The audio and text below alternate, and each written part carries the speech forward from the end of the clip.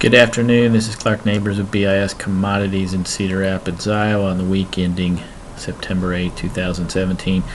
Just a brief rundown of the market this week and then what to look for into next week as far as the supply and demand report and also some other factors. For the week, fairly quiet. Corn finished the week up 2 cents, beans up 11, wheat down 2 cents.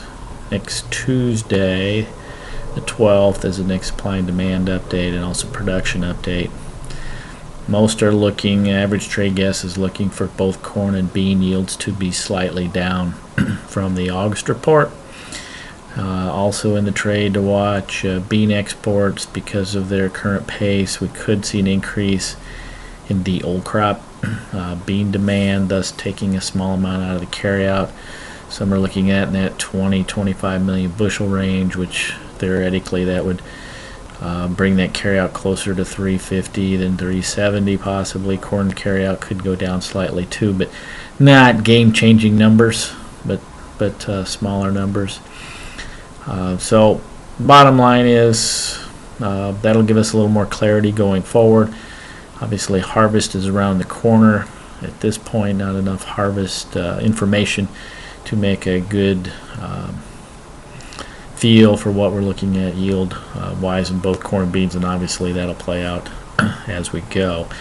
This week, bean market had a pretty good technical week to the upside, took out at one point the 100-day and the 50-day moving averages. Seemed to kind of propel itself. We've had two fairly robust rallies in the last week and a half. This past Tuesday, the day after Labor Day, and also a week ago Thursday, and I think many in the trade would attribute that to the macro play, weaker dollar, stronger commodity play. Keep in mind the dollar is at the lowest levels we've seen now, I believe, in about 2 years, and it's down about 11-12% off its highs earlier this year. CRB index, or the commodity index, this week did hit its highest level since May. That seemed to be led by, first of all, the metals, gold, silver, and especially copper, which is at 3-year highs, seemed to lead the way. The energies have had a fair amount of volatility over the last couple of weeks because of the hurricanes, namely the Hurricane Harvey in the Gulf Coast and the effect around the Houston and Galveston area that had on production of energies. Also continue to have obviously big talk this upcoming weekend on Hurricane Irma, which could have some macro impacts that has challenged some of the other commodities, namely orange juice and lumber as we go forward, and then also the on-again off-again saga in North Korea. Weather conditions continue to be at least supportive of these grains. Lack of rain last half of August, and also lack of rain here in the early part of September, has people wondering if it's a situation you'd like to finish, especially the bean growing season. We are seeing some changing in the colors of the beans as that time of year, so we'll see what kind of impact that has going forward in regards to production. Cattle market in the last week had a pretty good technical rally here late in the week. Keep in mind those supplies here, at least in the intermediate term, look fairly plentiful.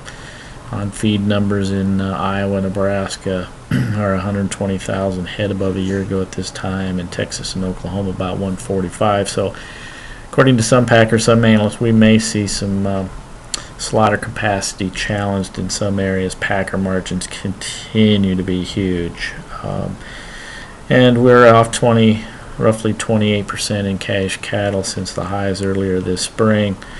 Of course, that's coming after a near historic rally from the first half of 2017. Lastly, I think we'd like to close with just a couple comments on this new crop as we approach harvest. More of an observation, but been in this industry quite a few years, and I don't recall a time, except maybe in the late 90s, early 2000s, where we see the producer be so comfortable or non-threatened by the current market. And I'd say that more in corn than beans. And what stems from that statement is the fact of the lack of new crop corn that has been sold into the country, into the commercial market.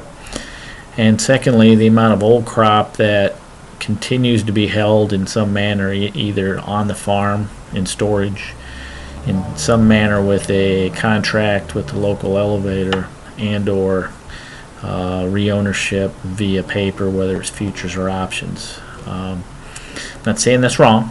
We're in a corn market that is very flat and has been flat for quite some time now. And if you look back over the last 3 years on May corn futures from Labor Day to the end of April, which we're in the early stages of that, May corn in the last 3 years has spent a vast majority of the time between $3.50 and $4.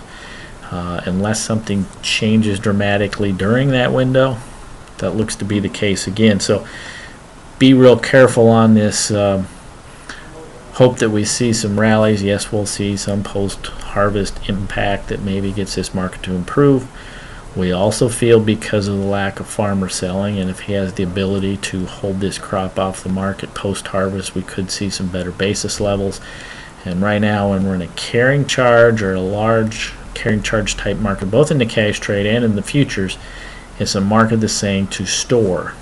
Now, having said that, producers need to look at opportunities of locking in that carry. Historically, your best carries, in fact, the difference between December futures and next March or December futures and next July typically are in the month of September. So if you want to talk to your broker on how you can lock that carry in, please give us a call.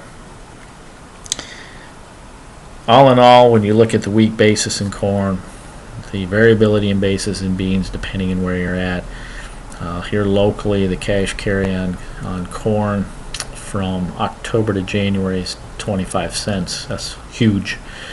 That type of carry, unless it's just bushels that absolutely have to move to town for logistical reasons, are not going to happen. People are going to look at those deferred months, and that could eventually help with that front end basis a little bit. So again, if you have any questions on any of these markets or have any ideas on helping manage risk, feel free to call us at BIS Commodities here in Cedar Rapids. Phone number is 800-373-2525.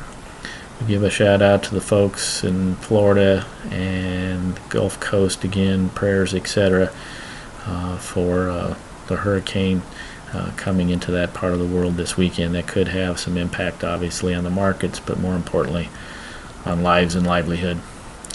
Anyway, with that, everyone have a great weekend, and we'll catch you next week.